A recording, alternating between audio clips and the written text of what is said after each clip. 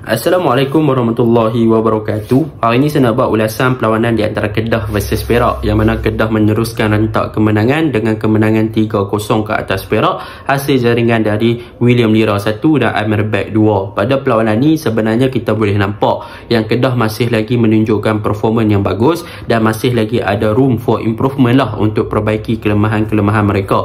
Tetapi boleh dikatakan konsistensi yang ditunjukkan oleh pasukan Kedah, mereka sudah mulai serasi dan juga persefahaman gameplay yang ditunjukkan oleh mereka di dalam padang menunjukkan yang mereka punya tactical awareness telah meningkat dan mereka faham apa yang diingini oleh Coach Nafuzi sepanjang half season yang mereka telah lalui lah. Sekarang dah masuk pusingan kedua untuk perlawanan pertama. Kedah telah mencatatkan kemenangan lagi dan selepas ini akan bertemu dengan Terengganu. Saya mengharapkan Kedah masih untuk improve dan menunjukkan yang mereka mampu untuk menjadi kuasa besar dalam bola sepak Malaysia lah. Baiklah, tanpa membuang masa, mari kita masuk ke dalam ulasan perlawanan.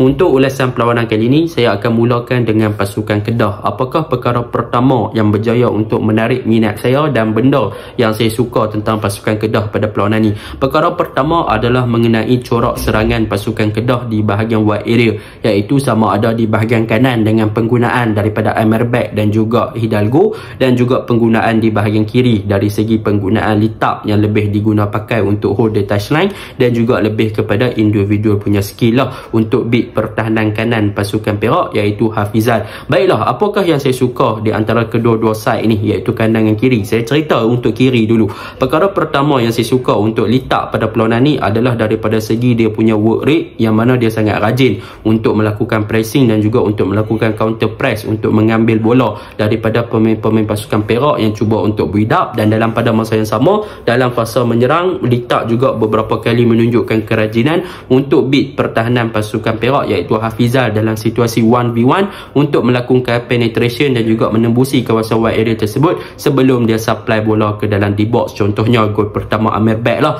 bagaimana litak berjaya untuk menembusi ataupun berjaya beat Hafizal dalam situasi 1-on-1 untuk melakukan low cross ke dalam kotak penalti ataupun melakukan crossing ke dalam kotak penalti untuk mencari Lira, tapi Lira tak dapat bola tu, bola dapatkan Amir Bek dan Amir Bek berjaya skor. Dan kita boleh nampak juga litak diguna pakai untuk melakukan crossing dari luar-luar kotak penalti ataupun di kawasan wide area dengan hantaran-hantaran yang tepat apabila adanya Amir Bek yang bertindak sebagai shadow striker. Jadi kita boleh nampak lah yang dua gol pasukan Kedah semalam adalah berpunca daripada bahagian kiri dan juga penlibatan daripada litak. Jadi kenapa bahagian kiri litak ni efektif? Ini adalah kerana kalau kita faham gerakan serangan yang dilakukan oleh pasukan Kedah di bahagian kiri, maka kita boleh tahu yang sebenarnya bahagian kanan pasukan Kedah, iaitu penlibatan daripada Hidalgo dan juga Amir Bek juga memainkan peranan. Sebab apa? Sebab sekiranya bola berada di bahagian kiri pasukan Kedah, maka di sini kita boleh nampak yang Amir Bek tidak perlu untuk pergi ke bahagian kiri bagi membantu litak untuk membentuk combination play ataupun untuk memberi support. Sebaliknya, peranan yang dimainkan oleh Amir Bek adalah beliau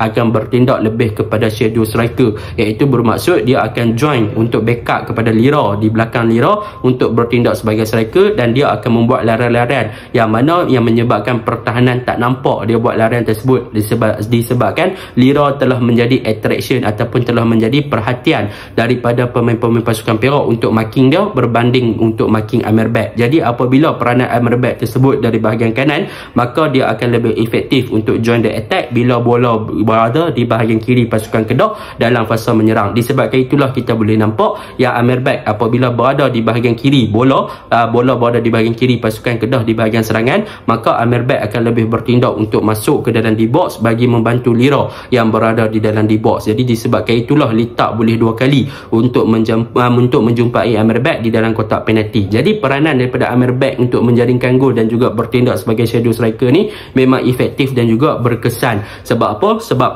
apabila bola di bahagian kiri, maka orang akan bagi perhatian dekat Lira, dan untuk litak pegang bola dia akan lebih cross, dan Amir Bek waktu itulah dia akan masuk dan juga untuk capai hantaran dilakukan oleh litak bagi menjaringkan gol buat pasukan Kedah. Dan benda ni dua kali menjadi, so bermaksud memang Kedah punya attacking memang sangat efektif lah di bahagian kiri apabila Amir Bek bertindak sebagai shadow striker dan juga lebih kepada membantu Lira di dalam D-box untuk menjadi numbers ataupun untuk menambah bilangan player Kedah di menjelang kotak penalti sebagai receiver ataupun sebagai orang yang menerima bola. Dan dari segi execution pun Amir Bek bagus daripada segi heading dan juga ketenangan apabila dia nak menerima bola tersebut. Dan kita balik kepada bahagian kanan. Untuk bahagian kanan bukannya Hidalgo tak bagus, kita tidak menidakkan. Sebenarnya untuk bahagian kanan juga, bahagian kanan Kedah memang sangat efektif dalam melakukan exploitation dan juga penetration ke arah bahagian wide area pasukan Perak di bahagian kiri lah. Yang mana kalau kita tengok combination play yang dibentuk oleh Hidalgo memang sangat bagus,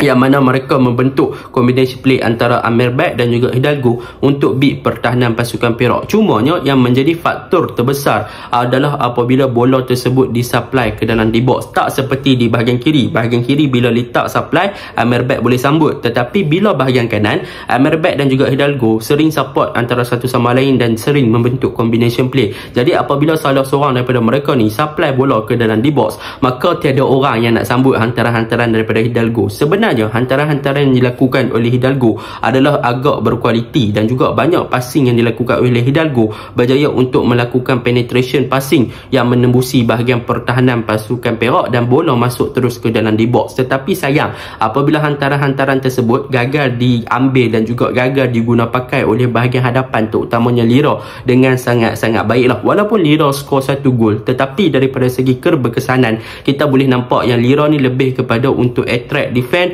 lebih untuk hold up the game. Tetapi daripada segi untuk receive the ball, daripada segi untuk execute peluang-peluang yang terhidang, Lira masih lagi tak boleh nak lakukan perkara tersebut lah. Dan boleh dikatakan daripada segi area duel, hantaran-hantaran tinggi masih belum menunjukkan keberkesanan yang Lira sesuai dengan taktik ataupun corak permainan sebegitu. Namun begitu, ada benda yang boleh kita katakan Lira bagus, yang mana kalau Lira dapat bola, dia boleh set up, terutamanya daripada segi low ball lah ataupun bola-bola rendah, hantaran-hantaran bola rendah, dan juga daripada segi untuk hold up the game, dia boleh receive the ball, dia boleh guna dia punya physical. Cumanya apabila dia punya turn ataupun decision making, apabila dia buat keputusan untuk masuk lebih ke dalam, tindakan yang dilakukan oleh dia agak mudah untuk dibaca oleh pihak lawan. Jadi boleh dikatakan movement ataupun pergerakan yang dilakukan oleh Lira sebagai seorang striker masih lagi boleh dipertikaikan, sebab banyak gerakan-gerakan yang dilakukan, off ball movement yang dilakukan masih lagi boleh dipertikaikan. Dan daripada segi dia punya awareness, apabila hantaran-hantaran dihantar kepada dia masih lagi tak boleh nak catch up dengan baik. Cumanya semalam dia boleh score 1 gol, that is a good thing lah untuk dia build confident. Tetapi secara overall masih lagi banyak benda yang dia boleh perbaiki sebagai seorang striker import, yang kita mengharapkan dia lebih berbahaya berbanding daripada mengharapkan Amir Bek yang lebih berkesan sebagai shadow striker. Jadi boleh dikatakan Lira masih lagi adalah orang yang masih mampu untuk influence the game, untuk memberi import dalam game. Tetapi daripada segi import goal scoring as a number 9 punya true number 9 ataupun striker tulen, Lira masih lagi perlu untuk buktikan diri dia lah, bagaimana dia nak banyak bergerak, bagaimana dia nak beat pertahanan lawan, dia punya movement, bagaimana decision making yang dia nak ambil, finishing dia punya reaction toward the ball, bagaimana dia punya awareness, bagaimana dia punya instinct, dia masih lagi belum menunjukkan dia punya number 9 punya striker tulen lah. Itu bagi saya. Jadi itu di bahagian attacking lah, bahagian depan, kanan dan kiri. Itu benda yang positif yang saya tengok lah, dan benda ni memang saya suka lah apabila Amir Bek boleh memainkan peranan yang bagus sebagai shadow striker ketika Kedah menyerang di bahagian kiri dan bertindak as a combination play dan juga membuat larian-larian untuk membelah pertahanan Perak ketika bahagian kanan pasukan Kedah menyerang dan juga untuk membantu Hidalgo. Jadi benda ni yang saya suka. Yang kedua, kalau kita ingin membicarakan tentang pasukan Kedah, adalah benda yang paling positif adalah di bahagian tengah, yang mana kalau kita lihat bahagian tengah, Amirul Hisham, sebenarnya Amirul Hisham berjaya untuk menjalankan tugas beliau dengan sangat baik sebagai defensive midfielder. Beberapa game memang saya tak nafikan gameplay Amirul Hisham dia bagus. Dia banyak buat dirty work, dia bertindak as ball progressor, dia menghubungkan antara midfield dan juga defense department serta kepada bahagian zon 14. So boleh saya katakan Amirul Hisham sekarang adalah nadi utama pasukan Kedah dalam menggerakkan bola dari satu department ke satu department, dan juga dalam pada masa yang sama memberikan kestabilan kepada bahagian tengah Kedah. Dan kita boleh lihatlah yang apabila ada Amirul Hisham, Kedah bermain dengan high line, yang mana Boyan Seger dan juga Rodney Kevin akan bermain dengan satu line defense yang tinggi, dan Boyan Seger akan lebih involve untuk ke bahagian half space bagi memberi support ke dalam fasa build up dengan hantaran-hantaran dia ke bahagian hadapan kepada letak di bahagian kiri dan sebagainya. Dan kita boleh nampak ya Rodney Kevin pun apabila bermain dalam high line, bila counter attack ataupun hantaran-hantaran jauh yang dilakukan oleh pemain Perak, Rodney Kevin akan cepat untuk intercept bola tersebut sebab mereka dah ada confidence level yang tinggi lah. Jadi benda ni memberikan satu orang kata apa, gambaran yang bagus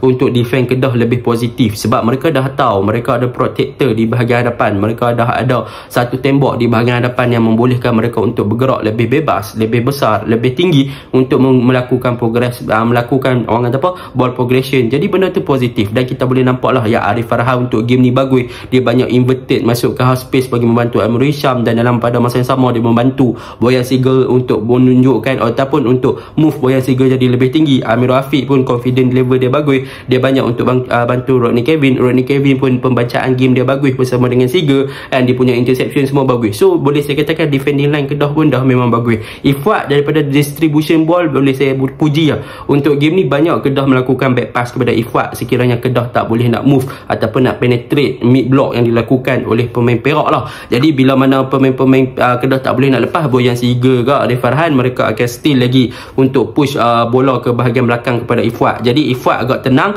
dan kita boleh nampak ada Ifat buat skill satu kan, dia tarik bola, dia bully striker Perak tu, and dia ada confident level dan dia berani untuk supply bola dengan baik. So bagi saya Ifat pun gameplay dia agak improve lah dari segi distribution ball, ketenangan, boleh kita nampak yang dia mula sesuaikan diri bila dia beri peluang lah. Jadi boleh dikatakan Kedah gameplay memang improve, tetapi ada lagi boleh perbaiki lah, terutamanya macam saya cakap tadi, Lira. Dan kalau kita lihat juga daripada segi substitution yang mana masuk Fayyad dan sebagainya, Fayyad boleh saya katakan dia gameplay dia agak berubah berbanding game-game sebelum ni. Dia agak matang, bila dia dapat bola dia boleh dikatakan agak bagus untuk bawa bola ke hadapan, dia tunggu pasukan pemain dia buat bagi support dan sebagainya. Cumanya kita kalau boleh untuk Fayyad, dia tingkatkan dia punya confident level dan buktikan keberanian dia macam game lawan dengan Selangor dan juga lawan dengan Sabah. Saya rasa Fayyad akan jadi one of the best thing di bahagian winger untuk Nafuzi punya tactical. Dan untuk Balotelli memang kita tahu dia memang lebih kepada sesuai untuk super sub lah, and jadi kemungkinan kalau saya nampak daripada segi corak permainan Kedah sekarang, kalau Lira